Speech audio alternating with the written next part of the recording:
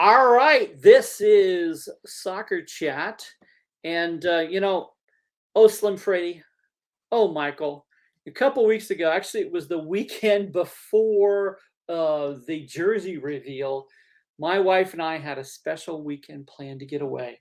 We had rented a cabin up at Ooh. Forge, and we were going to get away to the mountains. And I threw my back out. Oh And no. and I had missed the week of work, so there's really no way I should be going to that when I had thrown my back out. I think my boss would had frowned on it, but I paid for it already, so I sent my wife, and she took her sister. So, and you know what? It's a little nervous when your wife goes to Gatlinburg and Pigeon Forge with the wallet and without you, but Retail therapy. I know, but she hates to spend money, and that's why I have the sexiest lady in the world. Nice.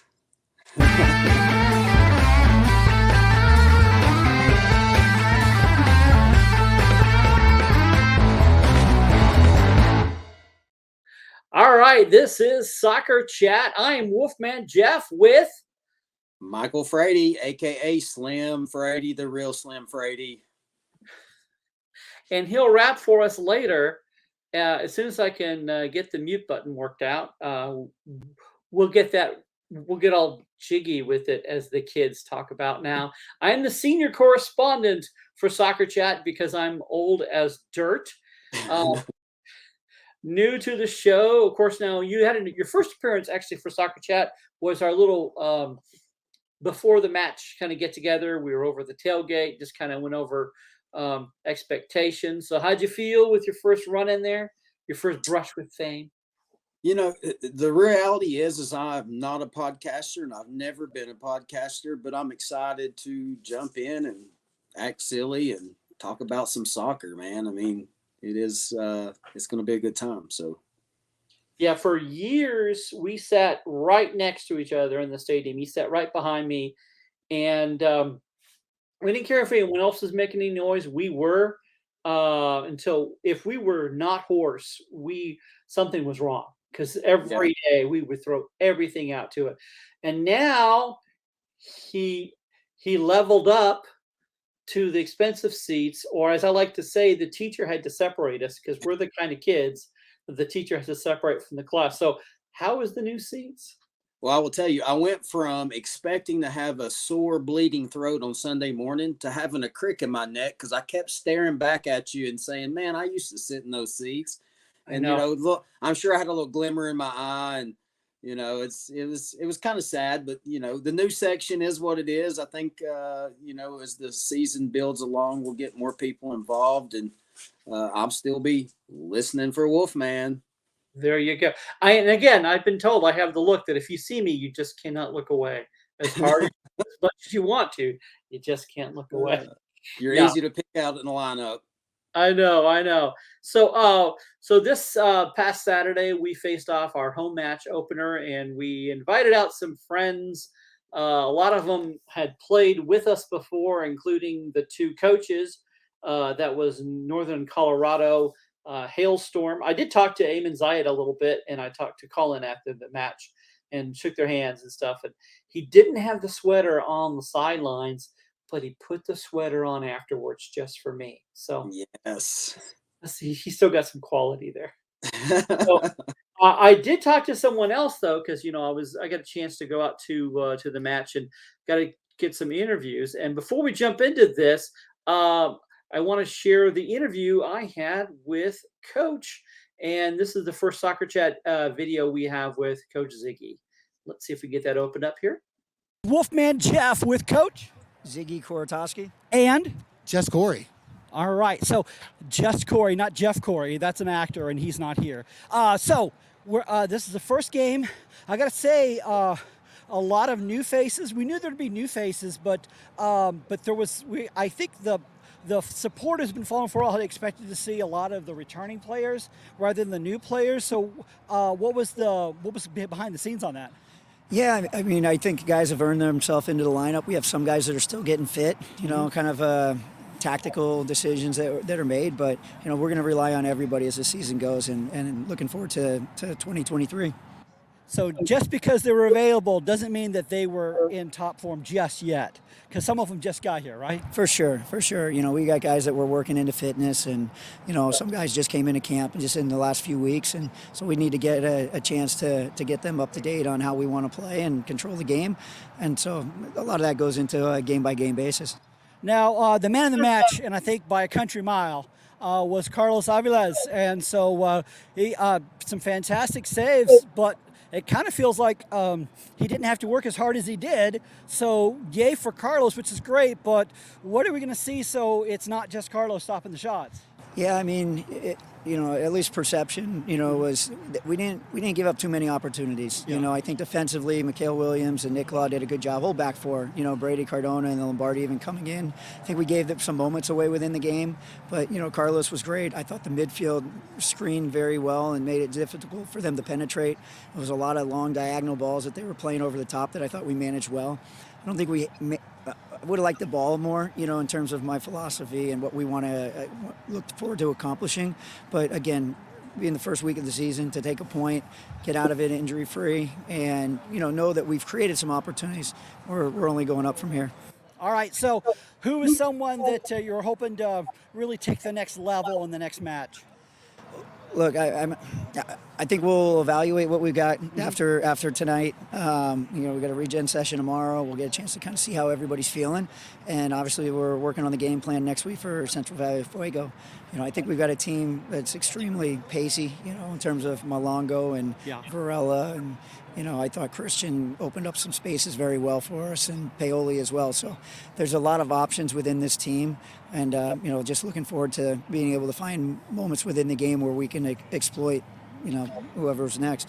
This was the first start ever for Yahir Paez, who's homegrown. So how did it feel giving him that start for someone who came through our academy? What wonderful young man. I mean, I'm very, very happy for him. He earned his opportunity. He obviously had some nerves going on in the first half, and it was a tactical change that we made in the second, thinking that we could get on the ball more, and I think it paid off. But, you know, really happy for him, proud of him. He's worked hard, and, you know, he's a Red Wolf. So, you know, to give him that opportunity, again, he's earned it. So what do you want from the supporters next week for the pack when they come out next Saturday? What do you want to hear from us? I think you guys were fantastic. I think, you know, looking at the halves, I think we gave you more to cheer about in the second half, and I think that's on us. You know, I really do. I think everybody's got to bring a friend, though. Somebody who hasn't been here. Let's give them a reason that they come into the stadium, they get this place rocking, and become a fan for life. Now, Corey knows a little more technical than I do. Corey, what do you got? I just curious about Real Papa. I didn't see him out there. I didn't see him on the bench. So what's the story with him? Yeah, he's still out of the country. So we're waiting on our U.S. government to get him in here. And you know, again, like I said, this is a journey. It's a work in progress. But once he gets here, I think he's going to be a handful as well, and just gives us, you know, more tools in the shed to do what we do. So you're saying to get a start, you have to be in the country. Okay, that's what I'm hearing. It's frowned upon if you're not. You know? That's the non-technical part with us. All right, so hey, the Wolfman Jeff here at CHI Memorial, 0-0, clean sheet Carlos, man of the match. Oh! Thank you. So Corey did howl with me. Yeah, you didn't get a howl out of Ziggy. No, it's okay. It's He did look very amused though. yeah. I think one time I did that with Ramos, and he just specifically said, "No, I'm not going to do that." That doesn't surprise me. So, what are your thoughts on the performance? Do you think that was a good summary, or did you kind of see things differently? Generally, I rewatch the games. I haven't had a chance to rewatch this one yet, but from my perspective, you know, there's a few things I would disagree with. I thought the defense was a weak point. They didn't give up very many good opportunities, but the reason being is the midfield was having to pack in to slow those opportunities down. So a lot of their stuff was coming from outside in, but that's because the back line was so weak. So we didn't have a chance to counter very quickly. I think offensively, especially in the first half,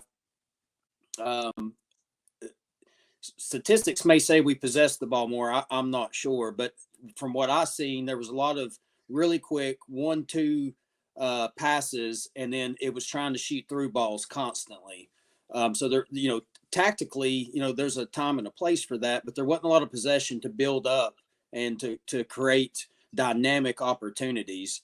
I thought that's what we were lacking in the first half. The second half, it changed a little bit. We created some scary opportunities. It would have been nice to see that build up from the beginning. I was a little shocked. We were at the preseason game that they let us come to against Cincinnati too. I left that game feeling really good, thinking offensively we looked really, really dangerous. I don't know if it was North Carolina's speed or their tactical abilities that slowed us down on that, but I didn't see quite the dynamic opportunities that we saw against the Cincinnati 2 club. Yeah, I missed the Cincinnati club, so the Northern Colorado match was my first one to catch. I think we've been spoiled, and you and I have talked about this before last couple of years, because last year we had Timmy Mel and we had Navarro, and the year before that we had Navarro and your man crush Ramos, and those were some sweet center backs. And so where we left them last, which was against South Georgia Tormenta, and of course that wonderful knocking Richmond out, and it was really great, and they were top form. So part of it, I think I may have had unrealistic expectations they're going to pick up, but when we saw who our center backs were Travis Nicola and Mikhail Williams. My first time to see Williams. Now I've seen Nicola before because our Guamanian bad boys played here before, but he just got here that week. Yeah. So, and I kind of hearing what the coach says is it may not have been, if he had all the cards holding, whether he had all the players in country, but also fit, ready to play, he may have had a different lineup to start with. And not saying that these guys aren't going to be starters. It's just I think our starting 11 was the best bet. What was the best play he had. And I think in a couple of weeks, as we get our guys in and he gets them match fitness, I had expected, I guess, more of match fitness. And as I kind of looked at the game again, a lot of the problems I think you pointed to was actually coming from the midfield. Yeah. And we had a lot of people leave. And I think the biggest hole is Jose Carrera Garcia, because I didn't see that center playmaker was making it happen. Yeah, we held the ball, but we didn't have a plan when we did, and we really weren't moving with it. So I'm hoping that's not going to be, how we're going to be seeing our midfield there. I had to go back. I had assumed watching the second half, because Paoli and Enriquez played so much better in the second half. I thought that they came on and didn't start. And I thought to myself, they've been here the whole time. And where were they? And because Malongo was working really hard. He was taking it sometimes all the way up, trying to get it in, trying to get crosses to no one. And at the second half, you could see him start to pair up especially with Enriquez. I'm hearing that Christian Enriquez is going to be a hot one. I guess he's got to get worked out. We had some come in, gave some life, of course, off to the left. I like Cardona, which I was surprised he was left back and not right back. But Aaron Lombardi brought in what we thought, which, I don't know why he didn't start. There's coach knows things I don't know as far as for what's everyone ready. And then probably the one that was kind of a head shaker for a lot of our fans is our almost said Markey. That's the other team, Mo Espinoza. And I mentioned those kind of in the same breath because they have one quality of they both can bring the crazy. In other words, they bring a factor that it's so hard to defend against because they could just take off and you don't know what's going to happen. And I think Mo's probably more so than Markey did. He has this will that he's going to put everything out there to get in that box. But again, I don't know, what it was like getting him in there. So it was good to see them on the pitch I would have liked them earlier, but I don't really know what my chances are. What did you think of the subs? Would they happened earlier? Was there anyone else you were surprised not to see? Yeah, I would have liked to have seen Cordona on right back and Lombardi on left back to start the game. I think Lombardi specifically brings a different element because he will push up the field and he's able to recover to get back and help on defense when need be. I will tell you, with our team last year and the philosophy of Coach Ziggy, from what I've seen, there's a separation in the way the game's being played. Right, so last year, a lot of our games, especially late in the season, we relied on someone stepping up and doing something absolutely insane to keep us in a game or to win a match. We had Rafa and Mo; those two guys specifically come out of nowhere to win us matches late in the season. Coach Ziggy is a possession guy. He wants to possess the ball, build up, be patient, and he's so with Mo specifically. That's get the ball to me and I'll make something happen for us as fans is super exciting and very spirited and all that. But it may not be what coach is looking for. So I'm going to expect to see Mo specifically to settle into his system as the season rolls forward, still play a dynamic part in the offense, but also be able to create in the ways that coach expects us to be created. And that's what in the first half of the game, Saturday, that's what I saw a bunch of guys not working cohesively. And again, as a team, I think we'll see that change dramatically as the season rolls forward. Getting some continuity between them, as soccer players and as a team, it makes a huge difference. And we're going to see growth in that. I think the first few weeks of the season, it's going to be hold on. It's going to be a little exciting and it might be a coin flip as to how it turns out. So yeah, I'm excited about Central Valley coming in. They're gonna pose a threat. That's later on. You're jumping ahead. We can't. Sorry. Valley. You get all ramped up and excited. You got to put some of that soda back in the bottle now. That's right. So I would probably characterize what you'd expressed our style last year as the hold my beer method. Yes. And so less of that. I was encouraged with the second half and starting to see where we're wanting to get. I do, going back to this match, there was one extreme standout. And last year I gave him a little flack, and partly because we've had some of the best goalkeepers in the league. And it took him a little while for Carlos to get his footing. But by the end of the season, he was doing remarkable. Now, having said that, if this is his starting point for this season, and if that trajectory continues to go up, what are we going to be seeing out of this guy? Because that was definitely one of the best matches he's had, if not the best match I've seen him in a Red Wolves jersey. I can tell you this, if his trajectory continues on up, we can anticipate not having him next year because he will be moving on up to bigger and better things. I will tell you, first off, Carlos is one of the most humble and nicest people I've ever met. I have a huge respect for him. He puts the work in, and I've heard this from his other teammates and other coaches around the organization that I know. And yeah, he was amazing. That match could have very easily been way out of hand really early. And, he was in the right positions and playing good goalkeeper.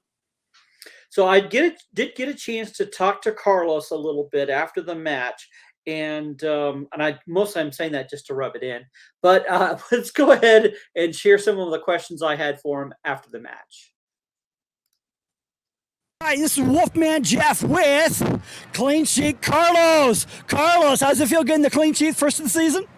It feels great, man. Great performance from all the team. I mean, they backed me up. Thank you guys for coming out. And like you said, it's the first one of the season, and hopefully many more will come. Now, you're one of the ones that returned from last year. I think we can all say that as your season went last year, you got just better and better, and those clean sheets came more and more. You had a really good preseason. So how does it feel being one of the leaders this year? No, it's just about hard work that we've been putting throughout preseason. And I mean, thanks to my teammates that have been pushing me every day, to the coaching staff that push me every day to get better, that way I can come out on the weekend, perform. And I mean, knowing that I got that experience from last season, made it to the final. Sadly, we didn't get the result in the final last season, but I mean, try to bring the experience this season and see if we can actually get a championship this year. All right, so what do you expect that's going to be different this year from last? So, in other words, is it the style of play? What is it you're expecting that Coach Ziggy's going to bring that your previous coaches didn't? He said it in the pre-talk. It's going to be a new team. It's a new era. So it's a new season, new year. And we just can't wait to be out here every weekend and show you guys what we're about. All right, this is, and you know what? If you're not on Team of the Week, it's a ripoff, man. Hey, this is Carlos Alvarez here with CHI Memorial. Ow! Thank you, guys. Hey, thanks, man. All right. Also, no buy-in on the howl. did not howl. That's all right. So, yeah. I did get one to howl for me, but I'm going to wait on that video. So that's a special one for the vault. It's a very teaser. special. Nice little teaser there. So speaking of howling, what'd you think of the fans? What'd you think of the fan experience at this match? Honestly, I think considering it was the first game of the season, packing over 3,000 in was pretty incredible. I think the supporters group has got some amazing things coming. You know, we've got to work on our march in a little bit, but first time trying it, it was good. But we're going to make it great. And I thought the fans were great. You know, we need to continue to catch the wildfires throughout the stadium to carry on what we're known for, which is an amphitheater of crazies yelling at their team. So I expected to get much better. First game of the season, it was really, really good. Yeah, what a crowd, over 3,000, and that's legit. And yeah, at first when I looked out, didn't quite see the numbers, and that's because everyone was still getting their drinks. And then about 10, 15 minutes into it, most seats were pretty much full. And then you had the new seats across. Did you go check out the party pad? I didn't go onto the party pad. I went up into the howl. It was it was really cool. I've been watching them build that all week.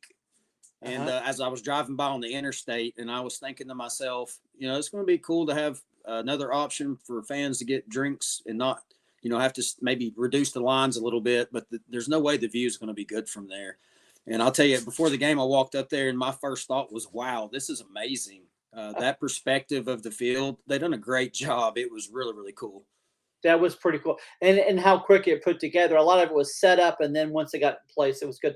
I visited over there. That's where I had interviewed with Carlos, was over in that section. So, and then I recognized the other stands. That's where we were at the first year when we were at David Stanton. So I don't think that's going to be the permanent ones. I think that's going to be temporary. I think the ones that will be there full time will be kind of more like what's the seats we're in. Well, I talked to Bob before the game, and that's definitely not the permanent seating. There's plans to build all of that out. They just built new ref locker rooms, as well as they're working on new locker rooms for the players. And eventually, in the near future, I don't know if you were able to see it from over there, but there's a set of concrete steps that are in the center that lead up to mid-pitch. That's where the players and the refs will march in at the beginning of the game. So that'll be really cool when it's all built out and ready to rock. Yeah, so that last section is actually going to be one of the more intricate sections. And so that's one of the reasons why that's happening later. And of course, I'm pretty excited to see that. But again, we had a fantastic time. Had a good time at the tailgate. We could handle a few more if you guys want to come out. The next match, I think we already had alluded to, is going to be this Saturday. But there's always a tailgate ahead of time. You get some good food. You get throwing some cornhole. You may end up on the video if you want to, when we do the pregame thing there. Lots of things going on. So what's your favorite part about the tailgate? I mean, I just like the camaraderie. You know, there's lots of side conversations happening, and it's all about soccer. So just being in an environment with like-minded people that enjoy the game of soccer is pretty cool. I like watching the kids run around. That's always fun. It'll be nice when they get us some grass over there, a nice place for the kids to play. But overall, it's just a fun experience. And Brandon can cook, so his food is always fantastic. That's always a plus. So that's his superpower. That's what he does on the Justice League. So Concessions were great. So what we saw this past week, um, the same weekend, the Kickers um, got a win at Paladin Stadium, which is uh, the team, or sorry, which is the stadium that Greenville is having this year. Uh, I'm hearing that it's not quite as nice. Well, it's in some ways maybe the facilities are nicer, but the field didn't seem quite the same as last time for them. The real big one. Okay, sorry. Also, Forward Madison. They had to. They had to. Madison brought the Wisconsin when they went to Omaha this week because they had to shovel out. There were pictures of Union Omaha having to shovel Yeah. out snow, and just before they also ended up 1-1, which ironically for team of the sorry for standings, for the power standings, they still picked Union Omaha as top, and I they saw. like only have the one draw. And I Yeah. don't, yeah. And so when you had a really great win by the Kickers, who had a really fantastic season last year, and then this was the surprise for me. Of course, you had last year's champions, Tormenta. They hosted Charlotte Independence, who was not. I was never real nervous whenever we played Charlotte. They just didn't seem to be that much, but they must have leveled up because they beat them 3-1, and so they took them to task. And you would figure one of them would be number one, but the league decides it's going to pick Omaha. So The way I looked at it, exactly, I was like, I don't really know what happened there, but it's early in the season. Those things oh bounce yeah, up. yeah, but it's not. You know what? It's not going to get any better. It's League One. So It's not. No, that's not you're gonna right. get better, and the power rankings aren't going to get any better. But that's fine. We're going to have a good time. So you had already alluded to something coming up this Saturday. We are playing who? Central Valley Fuego. All right. So what do you know about Central Valley? What are you excited about? Well, I know that our star midfielder is now a member of their team. And they're one of the teams I kind of kept a little bit of tabs on throughout the off season. They brought in some players. I think out of all the teams, them, Northern Colorado, and Charlotte were the three teams that I felt like were gonna, have a chance to be dangerous this year. But you never know until you get on the field, right? So Yeah. I'm hoping that we're catching them on their first game, and maybe they're a little shaky, and maybe it doesn't matter. Maybe we just whip up on them regardless. So we'll see what the product is when they get out on the field. Yeah, they just announced, I think today it was, there was a striker they got from Mexico, RC, and of course the big one for us, and I think is going to make a major impact there is Jose Carrera Garcia. Another one that I recognize, I thought he had a decent season last year for Tucson. He was the one. Was Ant Man. Yes. So Ant Man, it looks like he is their starting goalkeeper. So we will see them coming out to us. And again, it's hard to gauge um, what they're bringing because they haven't had a chance to play yet. Yeah. But I would hope that the game's gonna be closer to the second half of this game and not the first half. But though I'm still expecting it to get a little bit of warmed up. So what are other things you're kind of hoping just based on the last game what changes would you like to see? Well, like I said earlier, I'd like to see Nico back on the right. Lombardi start on the left.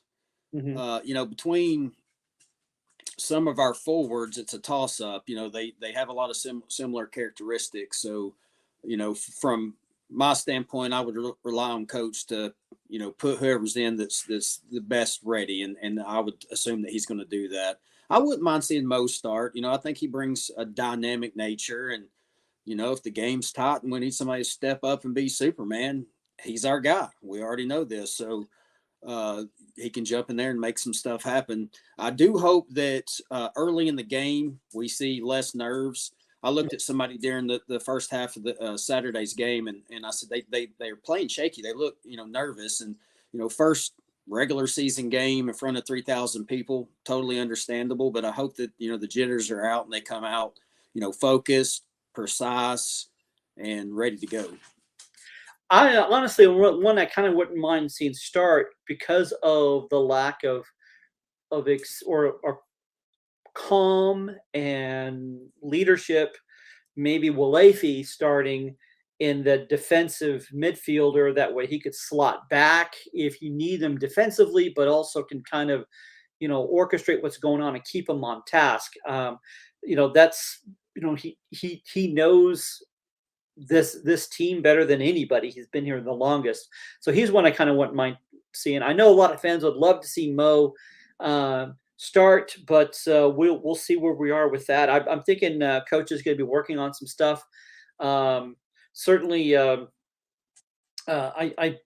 think we are going to see more continuing with possession based. Just hoping that we get that advance a little bit more. But as you say, I agree. If you get Lombardi starting on the left and then Nico on the right, or actually Jackson was okay on the right, they just didn't seem to be as balanced. But I would prefer Nico on the right and Lombardi. And if you had that element right there, you're at least getting that movement. So that way, if we still got things to work out in our midfield, at least our wings, our wing backs, if you will, are going to get things advanced up. And that way, then you've got something there for Malengo or Enriquez to be able to poach and get some goals in there. So who do you think is going to get the first goal for our team this year? We hoping it was going to be this last game. Yeah, no doubt. Yeah, I'm gonna throw a surprise out there, and I'm gonna say Yair. Okay. Yeah. That, you know what, this last game would have been fantastic if he would have got this first goal. That would have been great. Yeah, I'd like to see him get one. It'd be really cool if it was the first one of the season, and I think that would set him on a upward trajectory of confidence that we could ride all season. So I've heard from a lot of people that he's super talented. We've seen small bits and pieces of it, and obviously he got the contract, so he's there for a reason. But he's super focused. He's put on a little bit of weight since last year, so he's one that through the season I'm excited to see his progression. And he means that in a good way, not like Wolfman eating at the concession. Not cheeseburger weight. Got some muscle. Yeah, there were a lot of people who knew him, and he had plenty of fans in the stadium. Actually, I was talking to a guy standing right next to him. He played with him through the academy, and he was just almost not crying, but he was very emotional when they were doing the starting and announcing him. It was like not just Yahir's dream. There was a lot of the academy kind of watching the dream come alive. That's and cool. So that path to pro, that was really awesome. Yeah. So this is a new team. We are a new team, and a new year with Soccer Chat. So we're going to do a couple of things differently. And one thing we will continue to do on brand is just throw things out there with no warning whatsoever. But we're going to do a thing called, it's a new kind of special thing I want to call Michael Explains. Uh-oh. So Michael actually knows the game much more than I. He's done some coaching, played. So he's got a little bit there. So I'm going to ask him to explain something in two levels. The actual, what it really is, the technical term. And then we're going to do the Tennessee Valley, kind of North Georgia, kind of hillbilly version for people who don't really know soccer real well. So, all right, Michael explains offsides. Offside, okay. So the technical rule is an offensive player can't advance has to have two people behind him to be onside, and the goalkeeper counts as one of those people. I actually think we had a situation last year where the goalkeeper had came out. There was one defender still behind the offensive player, and he was called off, and the crowd went crazy and thinking he was still on, but he was not, because there was only one defender beyond him. Now, you can also be behind the ball. So if the ball is advancing quickly and you're even or behind the ball, that is still onside. Yeah. So in North Georgia, Chat Valley terms, you can't get too far up the pitch. You can't get on their side until it's your side. Correct. So it's kind of like icing in hockey, in some ways, not exactly, but it's one of those kind of things. I think for a lot of fans, it gets a little frustrating trying to figure out what's going on, and it's also, at least when you watch at home, or at least when you're watching the pros, like I watch the Premier League, and I think you watch La Liga, or which league are you usually watching at home on the pro? I'm usually watching Premier League. Okay. Who's your Premier League club? I didn't know that. You're going to call me a homer, but it's PSG. Well, that's not Premier League. Oh, no. I'm sorry. That is La Liga. Premier League? Oh. You don't. That's fine. You don't have to have a team in England. I don't have a lot of people do. All right. I'm Wolverhampton. So, but when you watch them on the big networks, which USL League One has come a long way on what they've done with ESPN Plus, but still we don't get a lot of them with the playing back, especially when the ref may not have made the right call. You definitely aren't going to be seeing that play back, but you can sometimes see what may look like an offside or isn't an offside just because you have to see the correct angle. And we probably are going to be at a disadvantage because we don't have all the VAR and the technical equipment. So sometimes you may be, because the direction you're looking at it, you're not looking at it straight on. And they actually have the fourth keeper, or sorry, the fourth referee that stands right there to see which one's onside. So there's actually a referee dedicated just to watching that. So correct. And sometimes I feel smarter. Yeah, you done a much better job than I did. Are you sure that I know more about the game than you do? When I started doing these things, I didn't, and that's kind of when I started. I wanted to learn more about it. Hey, it is what it is. But hey, on the offside at our level, sometimes that can play to your benefit too. Get just a little bit off, and they can't see it, and you just rock with it. Be a disadvantage as well. All right, so our time's up. I wanted to keep it a half hour, and I just got a little chatty, but we had 2 interviews that were pretty nice. That added a bit to us. So we will see you this Saturday at 7:30 at CHI Memorial. We are going to be hosting Central Valley Fuego. The heat is on, but the Lobos, we can handle the heat. All right, We'll catch you later. Bye. See ya. Okay, ready? How? Oh, you want to howl? Okay, let's howl out.